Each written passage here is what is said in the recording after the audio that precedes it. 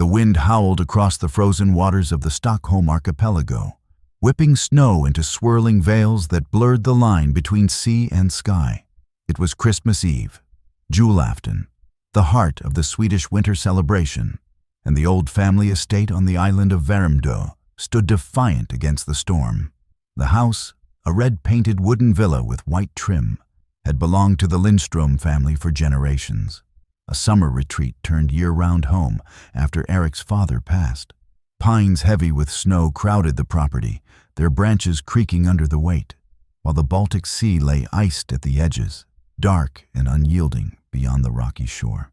Inside, the air was thick with the scents of julebord, glazed juleskinka ham glistening on its platter, varieties of sill, pickled herring and mustard, onion, and dill, arrayed beside Prinskorv sausages, Jansson's Temptation with its creamy potatoes and anchovies, and bowls of doppy gratin, the rich broth for dipping bread.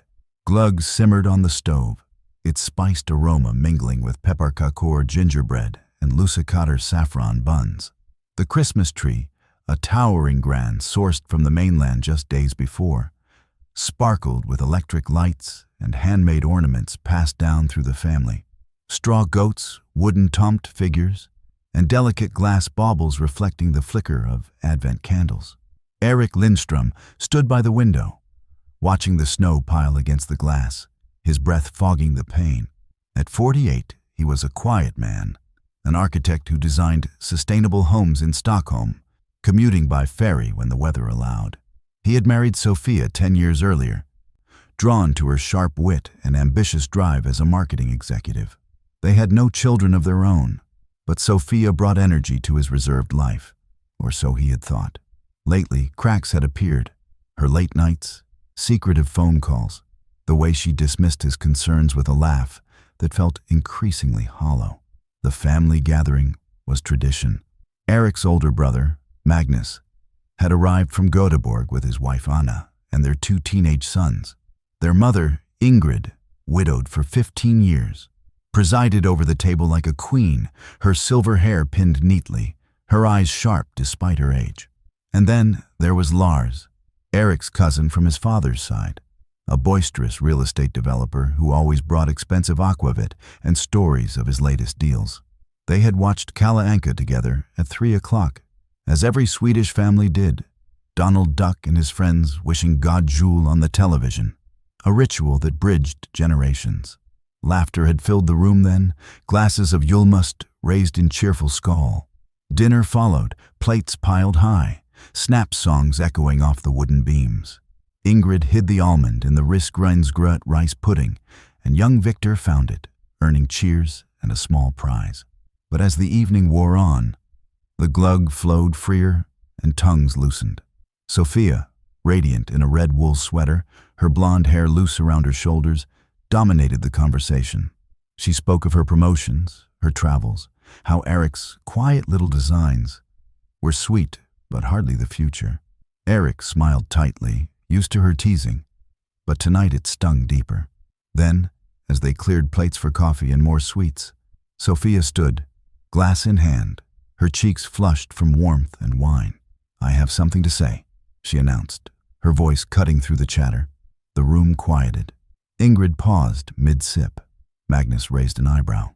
Sophia looked directly at Eric, her blue eyes gleaming with something he couldn't read. Triumph? Cruelty? "Eric, darling," she began, her tone syrupy. "This has been our home, our life. But I've been thinking about the future, about what's fair." Eric's stomach tightened. "Sophia, perhaps not now. No, now is perfect. Family, all together." She smiled at the others. "You all know how much this island means to Eric. This house, the land. It's been in the Lindström family forever. His father's pride passed to him because Magnus had his own path in the city." Magnus nodded uncomfortably, sensing the shift. "But Eric and I, we've built a life here. And honestly," Sophia paused, sipping her glögg, "Eric isn't the man I thought he was. He's inadequate in so many ways." Gasps rippled. Ingrid's hand flew to her chest. Eric felt heat rise in his face, humiliation burning like the snaps in his throat. "Sophia," he whispered, standing. "Stop." But she didn't. On Christmas night, of all nights, I think it's time for truth. Eric can't give me what I need. Not children, he's sterile, you know. We've tried, but she shrugged theatrically. And in bed? Let's just say he's never satisfied me. I've had to find fulfillment elsewhere. The room froze. Lars choked on his drink. Anna looked away. The boys stared at their plates. Eric's world shattered. The most personal wounds laid bare before his family on the holiest evening. Secrets he'd confided in her alone. His infertility, discovered years ago, a source of quiet grief, weaponized. And the affair? He had suspected, but hearing it confirmed in this way. Why? He managed, voice breaking. Because you don't deserve this place, Sophia said coolly. I've spoken to a lawyer. In the divorce, I'll claim half, or more. This island will be sold, split.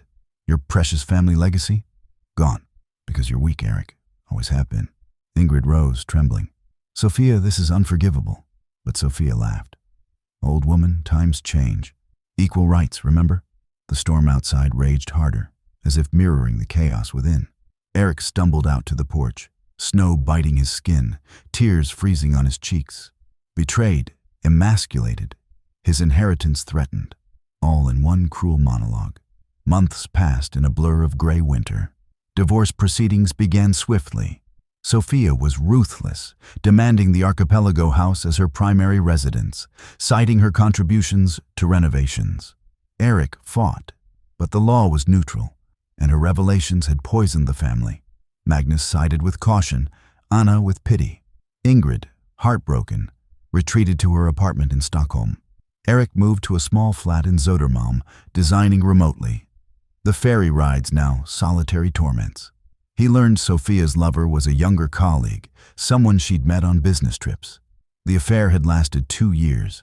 She had planned this, waiting for the perfect moment to strike, Christmas, when family bonds were strongest, to maximize the pain. But revenge brewed slowly in Eric, like glug simmering on a stove. He was no longer the quiet man. He researched quietly, using his architectural contacts. The house needed permits for expansions Sophia planned, luxury updates to sell or rent. He delayed them subtly, anonymously. Deeper, he uncovered secrets of his own. Sophia's family wasn't as stable as she claimed. Her father's business teetered on fraud allegations from years past. Eric, through old university friends in finance, fed tips to authorities. Nothing direct, just enough to trigger audits. Spring came, the ice melting in the archipelago, ferries resuming full schedules. Sophia grew frustrated as her plans stalled. Then summer, when tourists flocked. But her lover left her. For someone younger, he heard. By autumn, the fraud investigation hit Sophia's father hard. Assets frozen, including funds Sophia relied on for legal fees. Her demands weakened. Eric proposed a settlement. She'd take a cash payout, modest, and leave the island to him. Desperate, she accepted. On the next Jule afton, a year later, the house was quiet. Only Ingrid, Magnus's family, and Eric. No Sophia. The Julebord was simpler, but warmer. Snow fell softly outside. As they raised glasses for Skål, Eric looked at the tree, the same ornaments gleaming. He had won back his legacy. Not through cruelty, but patience. A slow burn that mirrored the Swedish winter. Enduring, inexorable. Yet in his heart, a shadow lingered. Revenge had healed the wound, but left a scar. Moral dilemmas whispered. Had he become like her? The wind whispered through the pines, and Eric poured another glug, toasting silently to survival. Years on, the archipelago remained his. He remarried quietly, to a kind woman who loved the sea and silence. Children never came, but peace did. And on Christmas nights, he remembered the humiliation and how it forged him anew.